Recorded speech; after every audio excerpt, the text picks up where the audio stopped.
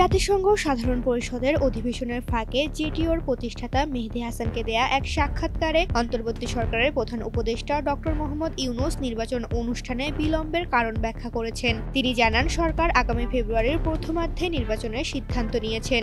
নেপালের অন্তর্বর্তী সরকারের স্বল্প মেয়াদের সঙ্গে তুলনা করে বাংলাদেশের এই দীর্ঘসূত্রের কারণ জানতে চাইলে ডক্টর ইউনূস বলেন, অন্তর্বর্তী সরকারের মেয়াদ কেউ নির্ধারণ করে দেয়নি, এটি তাদের নিজস্ব সিদ্ধান্ত।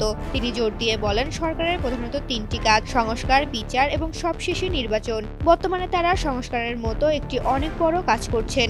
ডক্টর ইউনূসের মতে, কেবল নির্বাচন দিলেই পরিবর্তন আসবে না, সবকিছু আগের মতোই থাকবে। ছাত্রদের আন্দোলনের মূল দাবি ছিল আগের সব অনিয়মের মূলোৎপাটন করা। এই সংস্কারের মাধ্যমে ফ্যাসিজম ও স্বৈরাচারের প্রত্যাবর্তন ঠেকানো যাবে এবং অপশাসন ফিরে আসতে পারবে না, যা বর্তমান সরকারের প্রধান এজেন্ডা।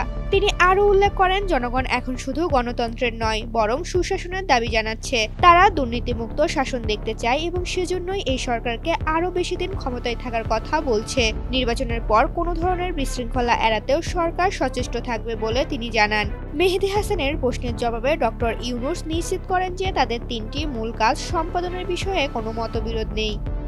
ঋতুপর্ণা, জনকণ্ঠ।